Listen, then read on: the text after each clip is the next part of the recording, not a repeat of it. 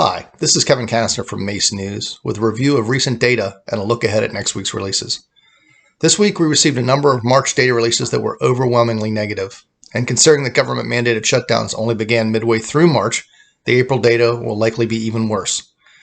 Retail sales, the key March release this week, plunged sharply across almost all sectors, with the notable exception of grocery store sales that were lifted by consumers panic buying.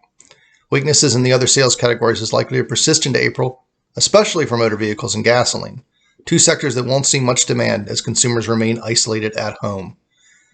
That reduced demand cut production of motor vehicles by 28%, trimming overall industrial production by the largest margin in 74 years after only 2 weeks of factory shutdowns. Initial jobless claims continued to climb in the most recent week, albeit at a slower rate, lifting the total over the last 4 weeks to over 22 million. New filings may slow in the coming weeks, but the total receiving benefits will stay high for months. Home building fell off sharply in March, while builders' sentiment plunged, even as mortgage rates remain relatively low. Economic uncertainty and memories of the housing crisis a decade ago is likely to keep buyers, builders, and lenders from getting too far ahead of themselves. Estimates for first quarter GDP, which had been positive just a month ago, now look for sharp contraction, and the two regional manufacturing reports already released for April suggest the second quarter started off even worse.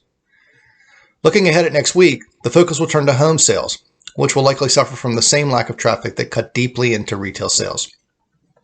March home resales will be released at 10 o'clock a.m. Eastern Time on Tuesday, and new home sales for March will be released on Thursday at 10 a.m.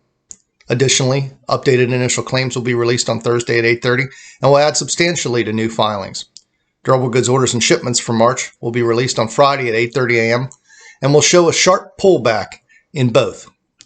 Two pieces of April data will also be released, giving an early indication of how far business and consumer sentiment have declined as shutdowns continued. The flash April market estimates for manufacturing and services will be released at 9:45 a.m. Thursday, and the preliminary Michigan Sentiment Index for April will be released at 10 o'clock a.m. on Friday. This is Kevin Kastner with Mace News.